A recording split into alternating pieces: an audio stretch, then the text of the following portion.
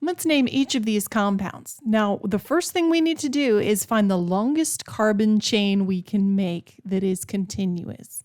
Then we're going to number that chain in order to reduce the assigned number, the address of all of our substituents. Now, with this one, it doesn't matter which way you number, that substituent is going to be number 4. So because we have 7 for our longest carbon chain, we're going to name this heptane. We name it A-N-E at the end, ane, because all we have are hydrogens and carbons here. We don't have any functional groups. Then on carbon number 4, we have this group. This is called an ethyl group. So we would call this 4-ethyl heptane. So the YL is the ending we give it when it's a substituent.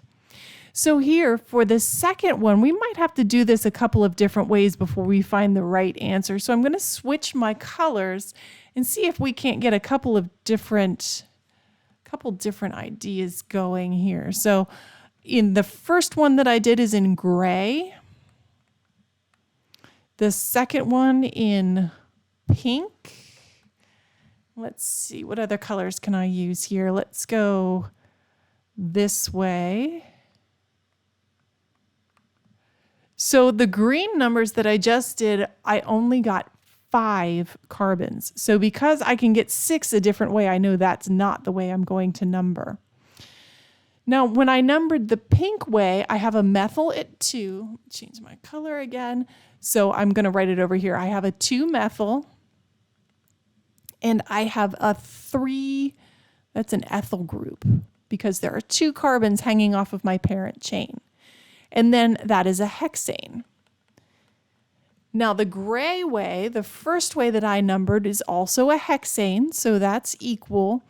But then on carbon 3, I have this goofy thing here. Well, that goofy thing is called an isopropyl group. Either way would be correct. The way that I want you to do it in the class is the way that you might see it again in your future. I know I'm not making chemists here. So if you name this 3-isopropyl hexane, I'm going to count it right. But if you're looking for direction, you want to know which way to go the way that makes the easiest to name functional groups, the ethyl and the methyl. So we would actually name this 3-ethyl because E comes before M. 2-methyl hexane.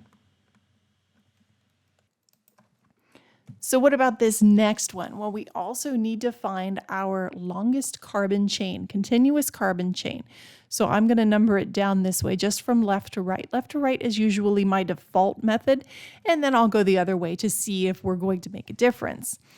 Now, if I was to number this from the right, we would have 1, 2, 3, 4, 5 for my substituent over here.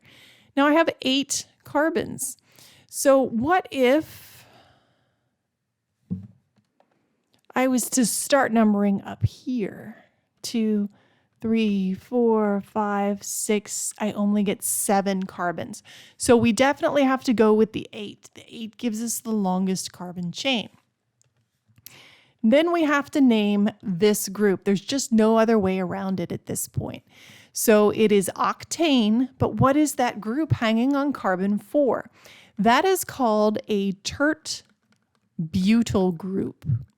That's one of those special cases. You may see it abbreviated T-butyl. So this is 4-T-butyl octane. For the next one, 1, 2, 3, 4, 5, 6, 7. I have 8 carbons if I go around that way. Well, what happens if I turn the corner? So here's 5, 6, 7. I still have 8 carbons. So this is going to be an octane as well. And then I have to name this group. Now this chain is 3 carbons long. Because it's 3 carbons long, it would be best for us to say that it is an N for normal. That gives us the straight line. So this would be N-propyl octane. And it's on carbon 5. So 5N-propyl octane. The N-propyl is what this group is called. So down here we have a very long chain. At least it looks very long when I'm looking at it here. And that's 10 carbons long. That means we have a decane. And then what do we call this group? Well, this group here is called isobutyl. No, it's not. It's called sec-butyl. SEC-butyl. And that is on number 5 of the parent chain. So this is 5 sec-butyl decane. Iso is reserved for propyl and pentyl, not butyl. That's sec-butyl. Now this one's goofy. What are we going to do here? Well, we find our longest carbon chain that has substituents we can name, and I get 8 carbons here. So this is an octane. Now, the way I have it numbered, I have substituents at 4, 5, and 7. If I was to go this way, 3, 4, 5, 6, 7, 8, then I would have substituents at 2, 4, and 5. So because 2, 4, and 5 is less than 4, 5, and 7, we're going to go with the second way I numbered, from the right with the pink ink. Now I have 2 methyls on number 2. I'm just going to keep a tally here. So 2, 2, we would call that dimethyl. On number 4, I have an isopropyl. There's an example of the isopropyl. And on number 5, I have a methyl. So this isn't a dimethyl, this is a trimethyl. So it's 2, 2, 5, trimethyl, tri for 3. So how do we put this in alphabetical order? Well, here's a review of the rules. So multiplier prefixes, the di, tri, etc., are ignored. Prefixes such as neo, sec, and tert are ignored, but iso and cyclo are included when we are looking at alphabetical order, because I have an iso and then the M for methyl. That's what I'm looking at, I and M. This would be named 4-isopropyl 2,2,5 trimethyl octane. This compound, the parent chain, is a cyclohexane. So we need to number it. I'm going to start my number here because I have 2 methyls here and only 1 here. So this is going to be a 1,1,2 trimethyl cyclohexane.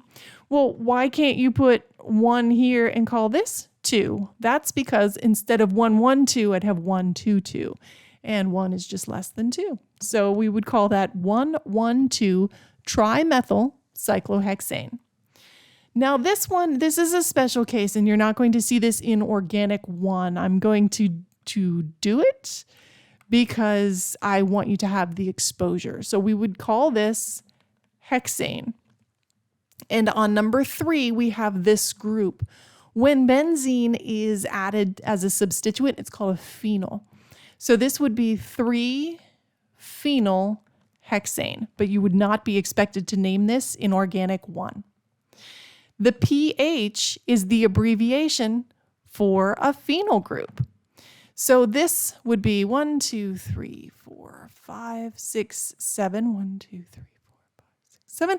It is symmetrical, so we would call this heptane, and this would be 3,5-diphenyl. Again, not an Organic1, but definitely an Organic2. This compound, it looks kind of hairy. We do have this cyclopentane structure, and then we have these 2 or these 3 substituents to name. This is called a T or tert butyl group, and these are both methyl groups. So how do we number? Well, all things being equal, it's either going to be 1 and 3 or 3 and 1. How do we know? Well, let's go back to those naming rules briefly. Tert is ignored in the alphabetical order. Di is also ignored. So because of that, we're looking at the M and I just erased the M and the B. So this would be 1, 2, 3. This would be 1 T-butyl or church butyl, 3 methyl cyclopentane.